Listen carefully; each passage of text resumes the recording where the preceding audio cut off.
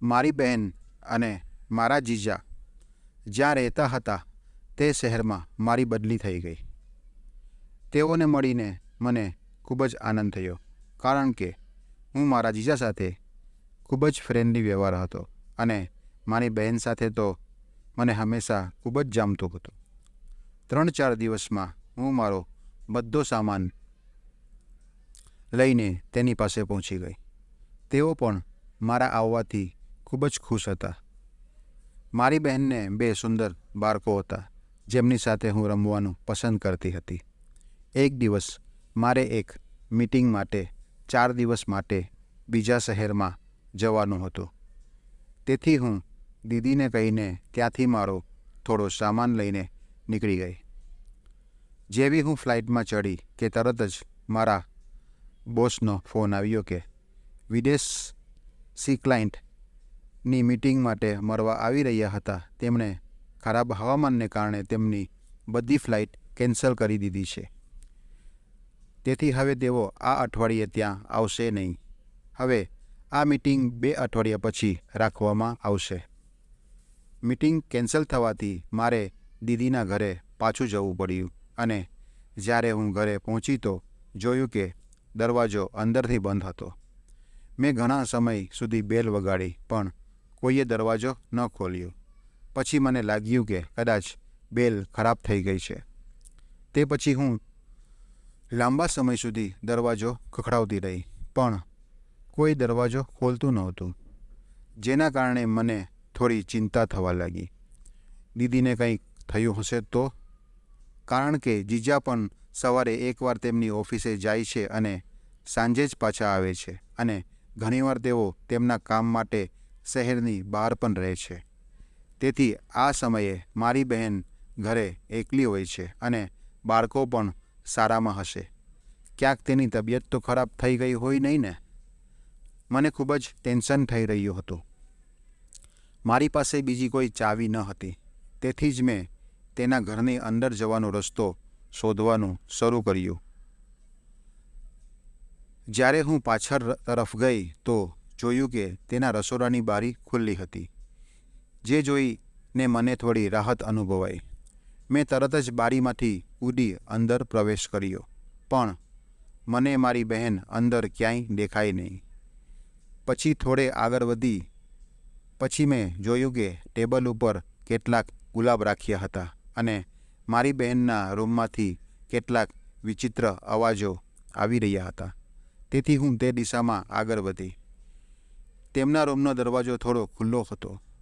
પછી જે મારી સામે દ્રશ્ય જોયું તે મારે જોવાનું હતું નહીં. મારી દીદી જીજાજી ઉપર બેઠી હતી. તે બધું કરી રહી હતી. તે બંને ખૂબ જ જોશમાં હતા અને કદાચ આ જોશના લીધે મારા દરવાજા ખખડાવવાનો અવાજ તેમને સંભળાયો નહીં. હું તરત જ પાછળ હટી ગઈ, કેમ કે મારે તેમની આ ક્ષણોને જોવી ન હતી. હું ખૂબ જ શરમ અનુભવી રહી હતી, કેમ કે તેમને આવી અવસ્થામાં જોઈ લીધા. મને લાગ્યું કે મને પાછું બહાર જવું પડશે, કેમ કે તેમને જો ખબર પડશે કે હું આવી રીતે અંદર આવી હતી અને મેં તેમને જોઈ લીધા તો તે લોકો ખૂબ જ સંકોચ અનુભવશે. એટલે મેં તરત જ બારીમાંથી બહાર નીકળી ગઈ. મેં વિચાર્યું કે કોઈ રેસ્ટોરન્ટમાં જઈને 3-4 કલાક પસાર કરીશ. ત્યાં સુધી તે લોકો પણ પોતાની પ્યારની ક્ષણોને સારી રીતે એન્જોય કરી લેશે. તેથી આ બધું વિચારી અને હું ત્યાંની એક પ્રખ્યાત હોટલમાં પહોંચી ગઈ. હજુ હમણાં જ બેસીને મારા માટે ઓર્ડર આપી અને તેની રાહ જોઈ રહી હતી કે મારા જીજા કેટલાક માણસો સાથે બહાર નીકળ્યા. તેમને જોઈને તો મારા હોશ જ ઉડી ગયા. જીજાજી તો ઘર ઉપર હતા, પછી તે અહીંયા કઈ રીતે? મારા માટે આ આશ્ચર્યની વાત હતી. એટલે હું ખુદને રોકી શકી નહીં અને તરત જ તેમની પાછળ ગઈ. મેં તેમને બૂમ પાડી અને મારી અવાજ સાંભળી તેને પાછળ જોયું. મને ત્યાં જોઈને તે ખુદ આશ્ચર્યમાં પડી ગયા અને કહેવા લાગ્યા કે તું તો બહાર જવાની હતી, પછી તું અહીંયા શું કરે છે? મારી મીટિંગ અચાનક કેન્સલ થઈ ગઈ, પરંતુ તમે અહીંયા શું કરી રહ્યા છો? તે કહેવા લાગ્યા કે હું તો અહીંયા સવારથી જ મીટિંગ માટે આવ્યો છું અને હવે મારી મીટિંગ પૂરી થઈ એટલે ફરી ઓફિસ જઈ રહ્યો છું. પરંતુ જો તારી મીટિંગ કેન્સલ થઈ તો તું ત્યાં શું કરી રહી છે? તારે તો ઘરે જવું જોઈએ ને. ઘરનું નામ સાંભળીને મારી સામે દીદીની તે પ્રકારની પોઝિશન આવી ગઈ. મતલબ કે મેં ત્યારે જે માણસને દીદીની નીચે સૂતો જોયો તે જીજાજી હતા નહીં, એ તો કોઈ બીજું જ હતું. શું એનો અર્થ એ થયો કે મારી બહેન જીજા સાથે છેતરપિંડી કરી રહી છે? એટલા બધા સવાલો એકસાથે મારા મનમાં દોડવા લાગ્યા અને હું મારા વિચારોમાં ખોવાઈ ગઈ. પછી જીજાજીએ મને હલાવતા કહ્યું, સોનાક્ષી, ક્યાં વિચારમાં ખોવાઈ ગઈ? મેં તેને પૂછ્યું કે તું પાછી ઘરે કેમ ગઈ નહીં? તમે અહીંયા શું કરી રહી છે? હવે મને કંઈ સમજ નથી પડી રહી કે હું તેમને શું કહું કે અહીંયા હું શું કરવા આવી છું. હું તેમને કેવી રીતે કહું કે હું ઘરે તો ગઈ હતી, પરંતુ ત્યાં જે મેં જોયું તે જોઈને હું આ હોટલમાં આવી છું. મેં બહાનું બનાવ્યું કે મારી એક ફ્રેન્ડ એ મને ફોન કરીને અચાનક અહીંયા બોલાવી છે અને બસ હું તેની રાહ જોઈ રહી છું. તો જીજા બોલ્યા, તો ચિંતા કરવાની શું વાત છે આમાં? ચાલો ઠીક છે, તારી ફ્રેન્ડને મળી લે અને મને ઓફિસ જવામાં મોડું થઈ રહ્યું છે. તે પછી જીજાજી પોતાની ઓફિસે નીકળી ગયા. પરંતુ મારું તો માથું ફાટી રહ્યું હતું. મને કંઈ પણ સમજ આવી રહી હતી નહીં કે આખરે આ બધું શું થઈ રહ્યું છે. હું તરત જ ત્યાંથી ઘરે જવા નીકળી અને આ વખતે મેં દરવાજો ખખડાવ્યો તો પહેલી વારમાં જ દીદીએ દરવાજો ખોલી દીધો અને મને સામે જોઈ અને દીદી ચોંકી ગઈ અને બોલી, તું તો મીટિંગમાં ગઈ હતી, પછી અહીંયા કેમ? તો હું બોલી કે મારી મીટિંગ કેન્સલ થઈ ગઈ એટલે હું પાછી આવી ગઈ. તે પછી દીદી મારી સાથે હંમેશાની જેમ નોર્મલ વાતો કરવા લાગી. મને હજુ પણ વિશ્વાસ નહોતો આવતો કે મેં દીદીને તે રૂમમાં બીજા સાથે જોઈ છે. મારી જાતને સાંત્વના આપવા માટે મેં દીદીને પૂછ્યું કે શું જીજાજી બપોરે આવ્યા હતા? તો દીદી બોલી, નહીં, તને તો ખબર છે ને કે તારા જીજાજી વધારે પડતા પોતાના કામથી શહેરની બહાર જ રહે છે અને જ્યારે શહેરમાં હોય છે તો તે સવારના નીકળી જાય છે અને સીધા રાત્રે જ પાછા આવે છે. દિવસમાં તેનું ઘરે આવવાનો તો કોઈ ચાન્સ જ નથી.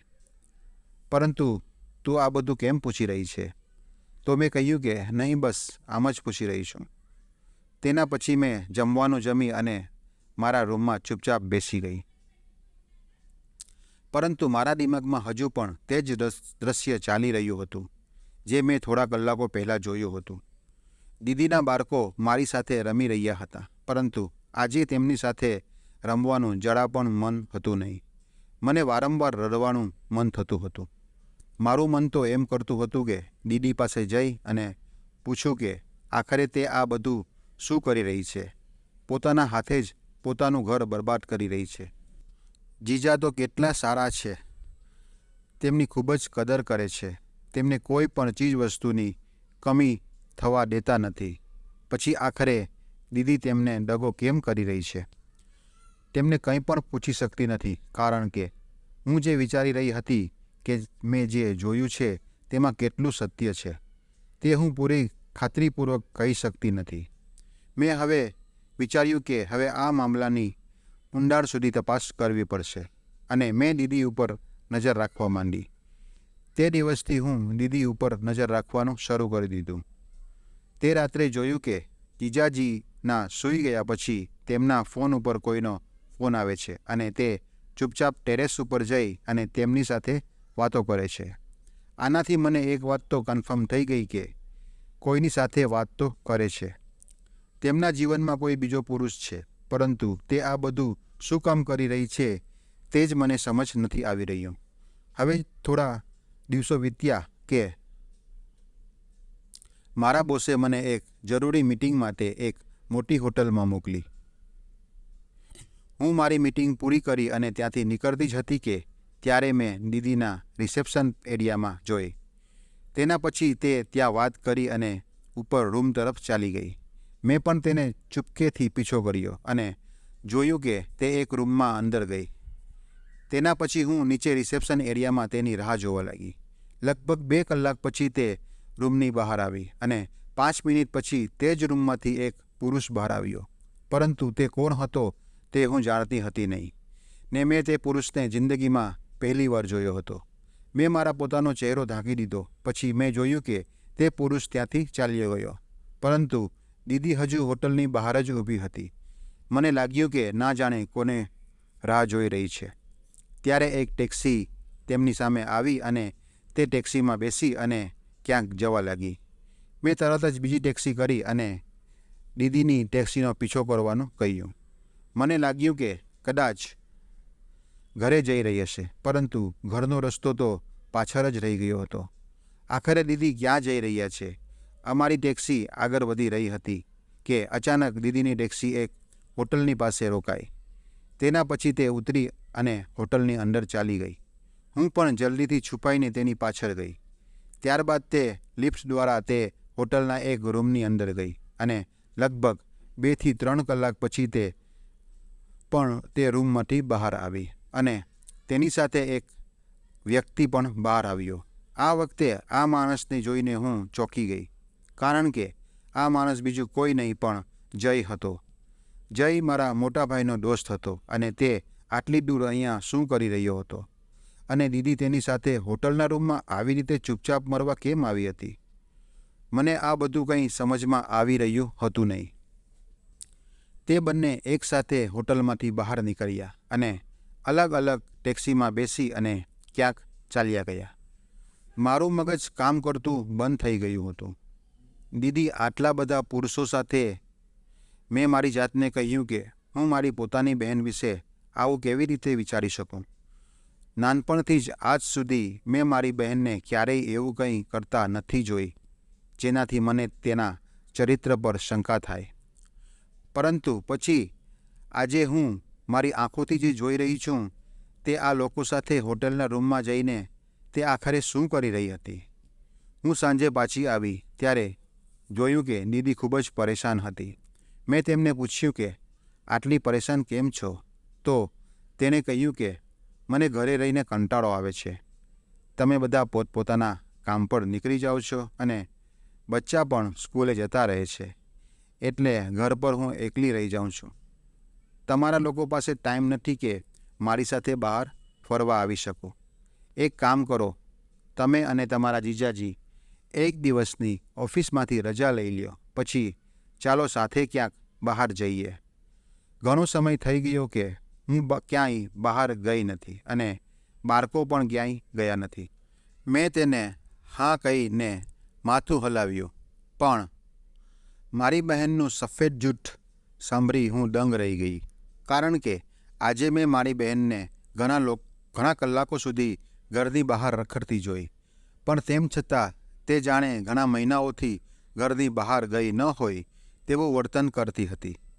હજુ થોડા દિવસો જ વીતી ગયા હતા અને એક દિવસ ફરી એ જ વાત બની કે હું ઓફિસેથી વહેલી આવી ત્યારે દીદી દરવાજો ખોલતા ન હતા. હું સમજી ગઈ કે જે વ્યક્તિ તે દિવસે ઘરે આવ્યો હતો તે કદાચ આજે એ જ વ્યક્તિ આવ્યો હશે. એમ વિચારીને મને ખૂબ જ ગુસ્સો આવ્યો. મેં વિચાર્યું કે આજે હું આ લોકોનું નહીં છોડું. દીદી જીજાજી સાથે ઘણું ખોટું કરી રહી છે. તેણે એકવાર પણ પોતાના બાળકો વિશે વિચાર્યું ન હતું. પોતાની હવસમાં એટલી મશગુલ થઈ ગઈ કે તે પોતાની સીમાઓ ભૂલી ગઈ છે. હું તરત જ કિચનમાંથી ઘરની અંદર પહોંચી અને જોયું અંદર બધું વેરવિખેર પડેલું હતું. ત્યારે અચાનક દીદીની ચીસોનો અવાજ તેના રૂમમાંથી આવ્યો. તો તરત જ હું તેના રૂમમાં પહોંચી તો તે પહેલો પુરુષ જેને હોટલમાં જોયો હતો તે દીદી સાથે બળજબરી કરવાની કોશિશ કરી રહ્યો હતો. મેં તરત જ આવી અને તેના માથા ઉપર લાકડી વડે માર માર્યો અને તે તરત જ સ્થળ પર બેભાન થઈ ગયો. મને સામે જોઈ દીદી મને ગળે લગાડ્યો અને રડવા લાગી અને કહ્યું, સોનાક્ષી, તું યોગ્ય સમયે આવી અને મને બચાવી. મેં મારી દીદીને પૂછ્યું કે આ કોણ છે અને આ ઘરમાં શું કરી રહ્યો છે? દીદી મને કહેવા લાગી કે આ એક ચોર હતો અને અહીંયા ચોરી કરવા આવ્યો હતો. મેં દીદીને કહ્યું કે હવે હું તારું એક વધુ જૂઠ બરદાસ્ત નહીં કરું. તારી જૂઠી વાતો સાંભળીને મારા કાન સૂન થઈ ગયા છે. મારી વાત સાંભળીને મારી બહેન આશ્ચર્યમાં પડી મારી સામે જોવા લાગી. મેં તેને કહ્યું, શું તને લાગે છે કે તારા દુષ્કર્મ વિશે મને કોઈ જાણકારી નથી? હું તમને આ પુરુષને નગ્ન હાલતમાં આ રૂમમાં બધું કરતાં જોઈ ચૂકી છું, અને આ ઉપરાંત મેં તમને આ પુરુષ સાથે હોટલના રૂમમાંથી પણ બહાર નીકળતા જોઈ છે. મારી આ વાત સાંભળી દીદીની આંખો પહોળી કરી અને મને જોયા કરી. પછી તરત જ મારા પગે પડી અને રડવા લાગી અને મને વિનંતી કરવા લાગી કે આ વિશે જીજાજીને કંઈ કહીશ નહીં. હું હાથ જોડીને વિનંતી કરું છું, મારા ઘરને બરબાદ થતાં બચાવી લેજે. મેં તેને કહ્યું કે આ મગરમચ્છના આંસુ બીજે ક્યાંક વહાવજે. આ બધું કરતી વખતે તને એકવાર પણ શરમ નથી આવી? આ બધું આ પુરુષ સાથે જ નહીં પણ તે જય સાથે પણ આ બધું કરી રહી હતી. તું આટલા બધા પુરુષો સાથે ગુલછરડા ઉડાવે છે અને તમારા જેવી સ્ત્રીએ તો ડૂબીને મરી જવું જોઈએ. દીદી બોલી, તું સાચું બોલી રહી છે સોનાક્ષી.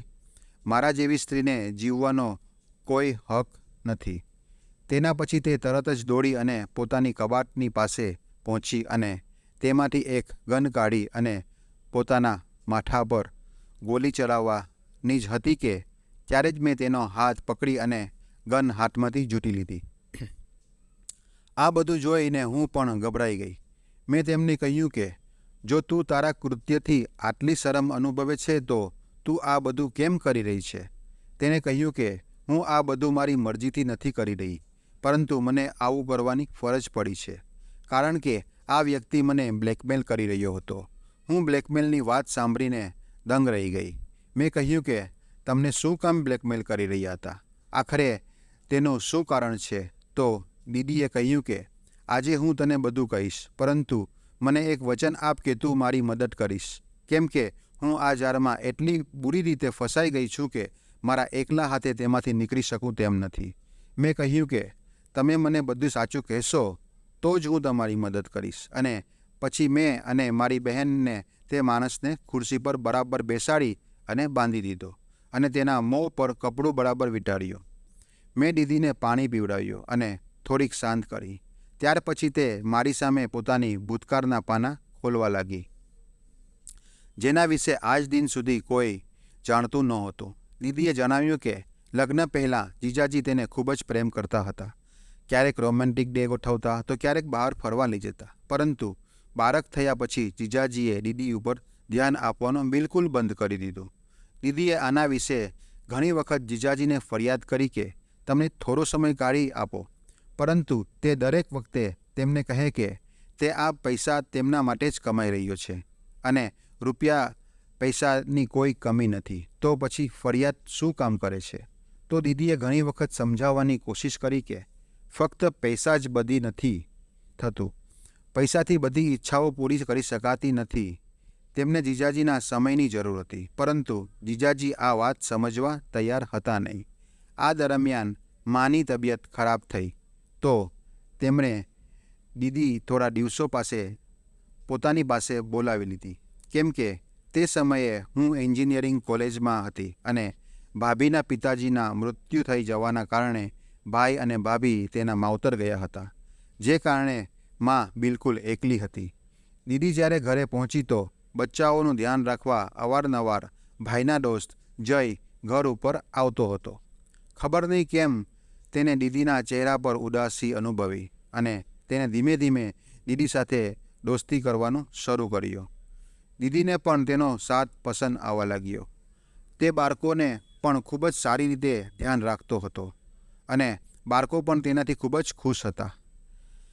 એક રીતે દીદીને તેના પતિ પાસેથી જે ક્વોલિટી ટાઈમ જોઈતો હતો અને તે ઈચ્છતી હતી કે તેનો પતિ તેના બાળકોને આપે તે સમય જય તેને અને તેના બાળકોને આપતો હતો. દરમિયાન જ્યારે તેઓ ત્યાંથી પાછા આવવાના હતા ત્યારે જયે તેને પ્રપોઝ કર્યું, જે સાંભળી દીદી ચોંકી ગઈ અને તેણીએ તેને સ્પષ્ટ ના પાડી. જયે તેણીને સમજાવવાનો પ્રયાસ કર્યો કે કમસે કમ આપણી વચ્ચે સારી મિત્રતા તો થઈ શકશે ને, પણ દીદીએ કહ્યું કે હવે મારે તારી સાથે મિત્રતા પણ નથી કરવી અને ત્યારબાદ તે ત્યાંથી અહીં પાછી આવી. પણ અહીં આવ્યા પછી પણ જીજાજીનું એ જ વલણ હતું.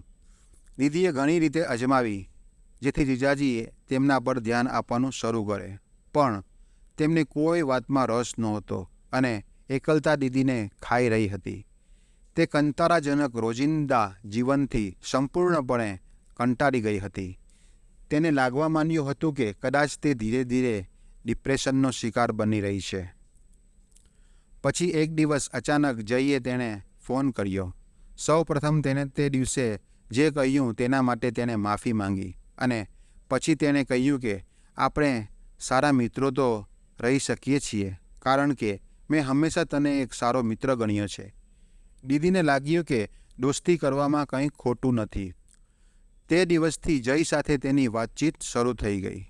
ધીમે ધીમે જય તેને મળવા આવવા લાગ્યો, પરંતુ તેને જીજાજીને જયને ઘરે આવવું ગમતું ન હતું. તેથી દીદીએ જયને ઘરે આવવાની ના પાડી. તેથી જયે દીદીને હોટલમાં મળવાનું કહ્યું અને એક દિવસ જ્યારે દીદી હોટલમાં જઈને મળવા ગઈ તો તે દિવસે તે પોતાની બધી હદો પાર કરી લીધી અને તે સમયે તે ન કરવાનું બેઠી, જે તેને ક્યારેય પણ ન કરવું જોઈએ. પછી તો આ એક ચક્રની જેમ શરૂ થઈ ગયું. જયે તેને સમજાવી કે આ સંબંધમાં કોઈ ખરાબી નથી, કેમ કે તને પણ આનાથી શકૂન મળે છે અને મને પણ. પછી જ્યારે દીદી ફરી એકવાર પોતાના માવતર ગઈ તો બંનેને ફરી એકવાર એકબીજાને મળવાનું મન થવા લાગ્યું, પણ તેઓને સમજ ના પડી કે એકાંતમાં ક્યાં મળીએ. તેથી જઈએ તેના એક મિત્રનું ઘર એક દિવસ માટે ભાડે લીધું. તે દિવસે તેનો મિત્ર શહેરમાં ગયો હતો અને પછી તે દીદીને ઘરે લઈ ગયો અને ત્યાં તે બંનેએ પોતાના શરીરની ભૂખ મિટાવી અને પછી તે બંને પાછા આવી ગયા. પાછા આવી અને દીદી પોતપોતાની રોજબરોજના જિંદગીના કામમાં લાગી ગઈ. પછી એક દિવસ જયનો તેની ઉપર ફોન આવ્યો અને જે ખબર દીદીને સંભળાવી તે સાંભળી અને દીદીના પગ તળેની જમીન નીકળી ગઈ. જયે કહ્યું કે તેનો મિત્ર મનીષ તેમની બંનેની જે અંગતપળો માણી હતી તેનો વિડીયો બનાવી દીધો છે. વાસ્તવમાં જ્યારે એ લોકો છેલ્લીવાર તેના ઘરે ગયા હતા ત્યારે તેને ત્યાં એક કેમેરો લગાવ્યો હતો જેમાં તેનો વિડીયો રેકોર્ડિંગ કરવામાં આવ્યું હતું અને હવે તે જયને બ્લેકમેલ કરી રહ્યો હતો. આ સાંભળી દીદી ચોંકી ગઈ. તેને તરત જ જીજાજી પાસે બહાનું બનાવ્યું કે તે 2-3 દિવસ તેના માવતર જવા માંગે છે. જીજાજીએ તેને પરવાનગી આપી. પછી જ્યારે દીદી ત્યાં પહોંચ્યા ત્યારે જયના મિત્ર મનીષે તેની સામે એક શરત મૂકી કે તે આ વિડીયો કોઈને માત્ર એક શરતે જ બતાવશે નહીં. જો દીદી જે જય સાથે આવું કરી રહી છે તેની સાથે પણ આવું જ કરે. આ સાંભળી અને દીદીને પગ તળે નીચેથી જમીન સરકી ગઈ. પછી તે મજબૂર થઈ ગઈ અને મજબૂરીમાં તે બધું મનીષ સાથે પણ કરવું પડ્યું. તેના પછી તેને એમ લાગ્યું કે કદાચ હવે આ બધાથી તેનો પીછો છૂટી જશે, પરંતુ એવું કંઈ થયું નહીં. પછી તો આ ક્રમ ચાલુ રહ્યો. મને બ્લેકમેલ કરીને ડરાવી અને મનીષે મારી પાસેથી મારા ઘરનું સરનામું પણ મેળવી લીધું અને પછી જ્યારે પણ તેને મન થાય ત્યારે તે ઘરે આવી અને મારી સાથે આવું જ કામ કરતો હતો. હવે ધીરે ધીરે તે મારી પાસે પૈસાની પણ માંગણી કરતો હતો. આ બધાથી હવે હું તંગ આવી ગઈ છું.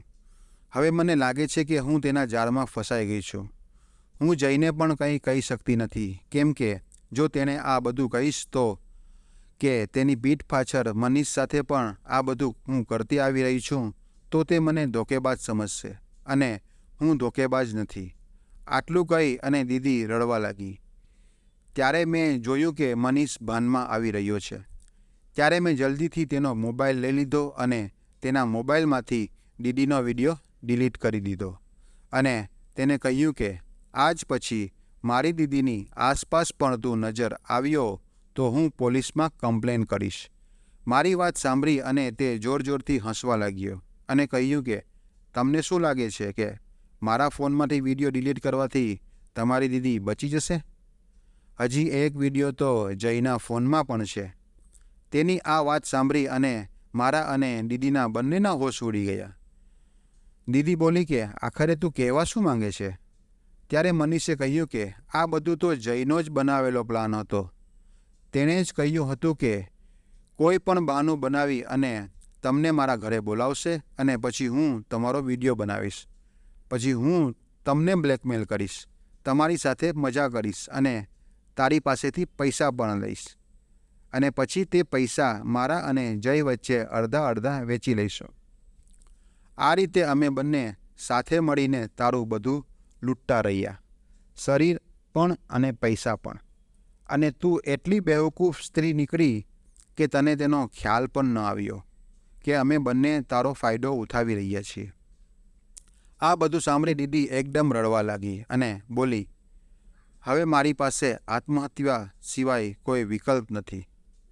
આ બંનેના ચક્કરમાં પડી અને મેં મારા ગૃહસ્થને બરબાદ કરી નાખી.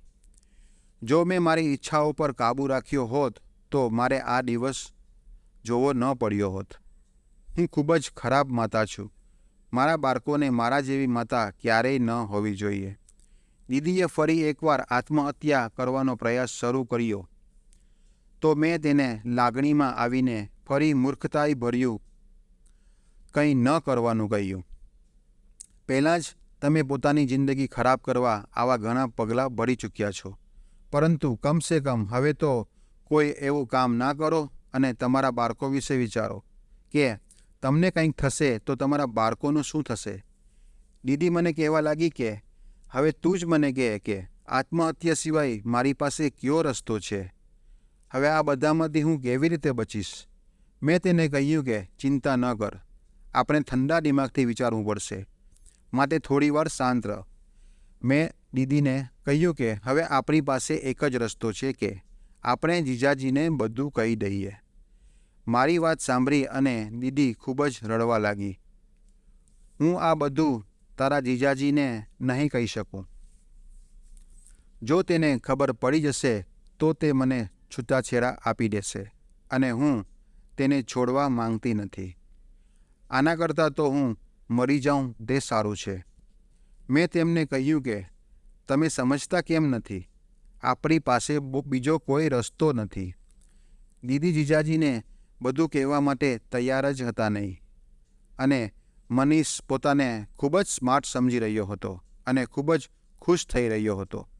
ત્યારે દીદીના ફોનમાં રિંગ વાગી. દીદીએ મોબાઈલ તરફ જોયું તો જીજાજી તેમને ફોન કરી રહ્યા હતા. તે ખૂબ જ ગભરાઈ ગઈ. મેં તેમને કહ્યું કે તમે પરેશાન થાઓ નહીં અને આરામથી રિલેક્સ થઈ અને જીજાજીનો કોલ રિસીવ કરો. મારા કહેવા પર તે જીજાજીનો કોલ રિસીવ કર્યો તો અમને ખબર પડી કે જીજાજી 2 અઠવાડિયા માટે શહેરથી ક્યાંક બહાર જઈ રહ્યા છે. અડધા કલાક માટે ઘરે આવી રહ્યા છે અને દીદીએ તેમને બેગ પેક કરી તૈયાર રાખવા કહ્યું,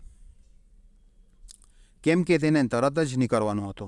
આ સાંભળી દીદી ખૂબ જ ગભરાઈ ગઈ કે હવે શું કરશું. અને સામે મનીષ પણ બેઠો હતો. મેં તેને કહ્યું કે તમે જરા પણ ચિંતા ન કરો. મેં મારી દીદીને કહ્યું કે ઘરની બધી વસ્તુઓ બરાબર રાખી દો અને આપણે બંને મનીષને મારા રૂમમાં બંધ કરી નાખશું. જ્યાં સુધી જીજાજી ચાલ્યા નહીં જાય તેના પછી અમે લોકોએ એવું જ કર્યું. જીજાજી એટલી ઉતાવળમાં હતા કે તેમણે કોઈ પણ વસ્તુ ઉપર ધ્યાન આપ્યું નહીં અને આવ્યા એટલે સીધા પોતાનો બેગ લઈ અને તરત જ નીકળી ગયા. ત્યારે અમે બંનેએ થોડો રાહતનો શ્વાસ લીધો. મેં મારો રૂમ બરોબર બંધ કરી દીધો અને મનીષને પણ ખૂબ જ સારી રીતે બાંધી દીધો. મેં દીદીને કહ્યું કે તરત જ જઈને ફોન કર અને તેને અહીં બોલાવ અને કહે કે તું સાવ એકલી જ છે એટલે તું તેની સાથે થોડો સમય વિતાવવા માંગે છે. દીદીએ મેં કહ્યું તેમ કર્યું અને જય તો હંમેશા આ જ વસ્તુ માટે ભૂખ્યો રહેતો હતો.